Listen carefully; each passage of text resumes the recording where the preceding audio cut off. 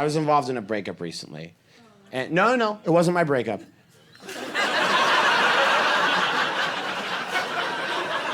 Don't feel bad, it wasn't my breakup. I was at Starbucks and there was a couple sitting behind me. And I got involved in the breakup. I was sitting there reading a book. Called For the Relief of Unbearable Urges, which is a really great book, but it's not better than hearing someone go, "Give me one good reason we shouldn't go out anymore, Michelle!" And I was like, this can close.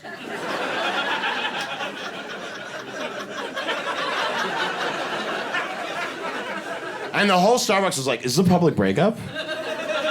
We've heard the legends, but like, is this happening right now? And my first thought, I'm embarrassed to say this, my first thought was like, who breaks up in person anymore? Right? You stop texting, they go away eventually. But she was clearly the one doing the breaking up with, because he said, "Give me one good reason we shouldn't go out anymore, Michelle," and she misheard him. Because he said, "Give me one good reason."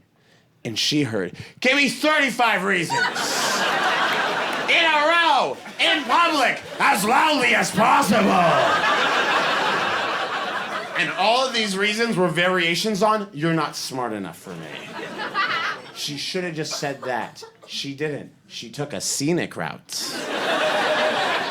He said, "Give me one good reason we should have gone more, Michelle." And she's like, "You're not smart enough for me, you're not well educated for me, you're not mature enough for me, you're not emotionally mature enough for me. Taste in music is bad, taste in food is like very, very, very basic. Your clothing is like, look at you. I can't remember last time I picked up like a book or a magazine of your own accord. You're not intellectually curious. Your vocabulary isn't as extensive as I would like, and you're not very erudite."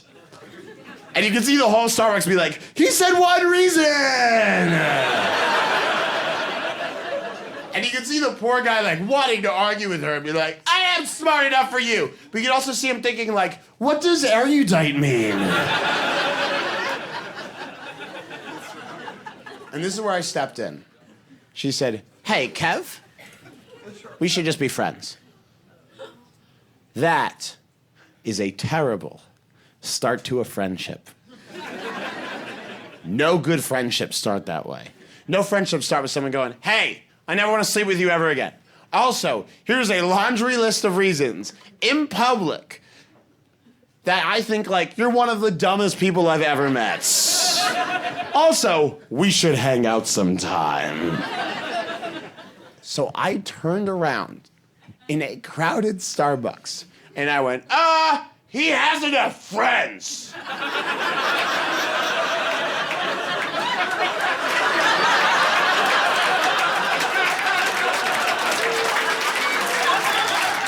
And you can see the whole Starbucks stop live tweeting the breakup, and they're like, "What's happening now?"